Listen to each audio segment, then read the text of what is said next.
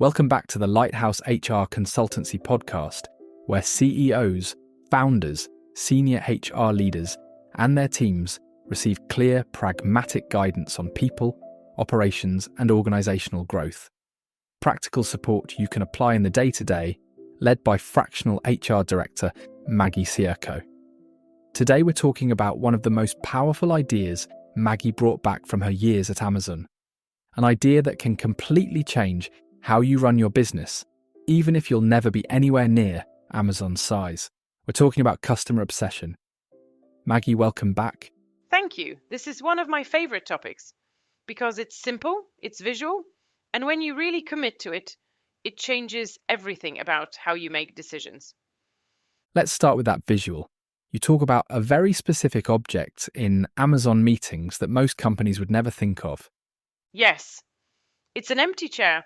At Amazon, in every senior meeting, whether it's a strategy session, a business review, or a leadership discussion, there is always one extra chair in the room.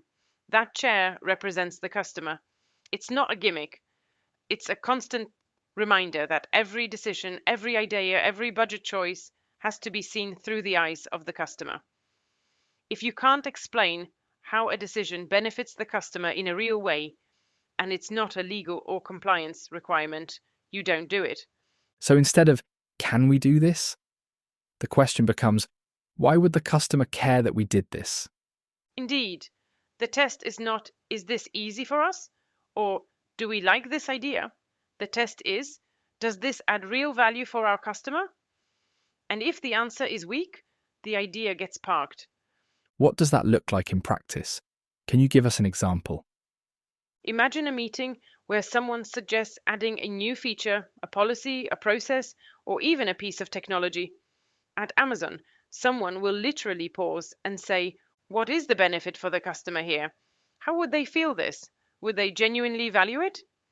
If the only answer is it's easier for us internally or we quite like it, it doesn't pass. If the benefit is clear, faster service, fewer errors, better choice, safer experience, then we move. It forces discipline. You stop building for your own comfort and start building for real impact. And that principle goes beyond product or pricing. It goes into culture, structure, HR, leadership, everything.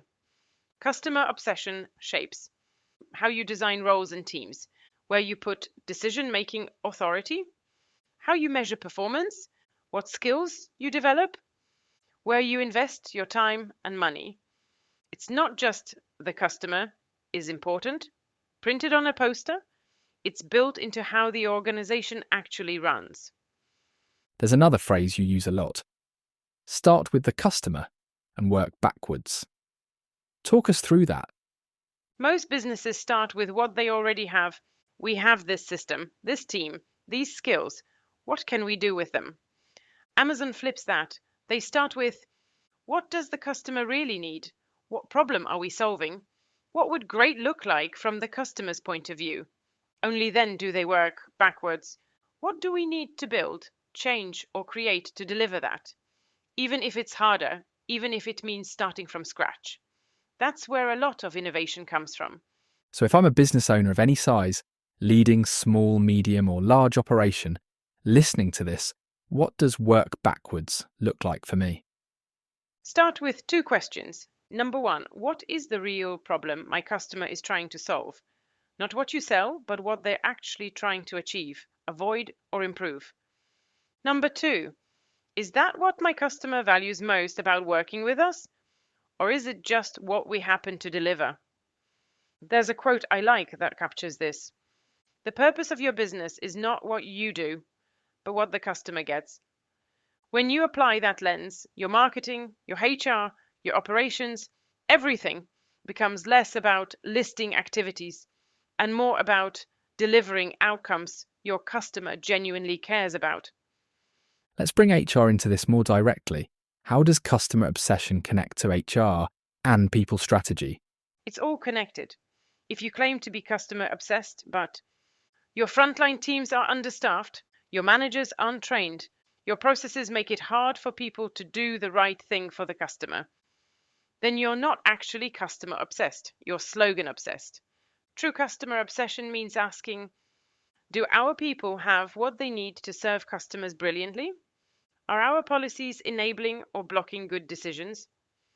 Are we rewarding the behaviors that genuinely improve customer outcomes? So becoming more customer obsessed often means becoming much more people obsessed internally. Yes, but in a very focused way. Not perks for the sake of perks, but creating an environment where your people can do their best work for the customer. That's where HR comes in as a strategic partner, not as a form-filling function. Let's get really practical. What is one simple exercise a listener could do this week to bring this principle into their own business? 2 things. First, put your own version of the empty chair in the room. In your next leadership meeting or planning session, leave one chair empty and say, "This is the customer's seat." When you discuss an idea or decision, ask, "What's the benefit for the customer here? Would they actually care about this?" If you can't answer confidently, challenge the idea. Second, talk to a real customer, not a survey with 20 questions, an actual conversation. Ask them what they value most, what frustrates them, and what one thing you could improve that would make the biggest difference. Bring that insight back into your next decision-making conversation. I like how simple that is. No fancy tools, just better questions and a bit of discipline. Yes, customer obsession is not about slogans. It's about how you choose every day to spend your time, money, and attention. Before we wrap, if a leader is listening and thinking, we want that kind of clarity, but we're not sure how to embed it into our culture and people strategy, where can they start with you? The easiest places are my website and LinkedIn. You can find Lighthouse HR at lighthousehr.co.uk, and you can connect with me on LinkedIn by searching for Maggie Cierco. Whether you need help designing your people strategy, aligning your leadership behaviors with your customer promise, or translating Amazon-style principles into something that fits your world, we can explore what that could look like. Maggie, thank you. This has been a really clear look at what customer obsession actually means beyond the buzzword, and how any business, not just Amazon, can start to apply it. You've been listening to the Lighthouse HR Consultancy podcast with Fractional HR Director Maggie Cierco. If this episode was useful, follow the show, share it with a CEO or HR leader in your network, and join us next time as we dig into how to align your leadership behaviours with the culture you say you want. Thank you for listening, and I'll see you in the next episode.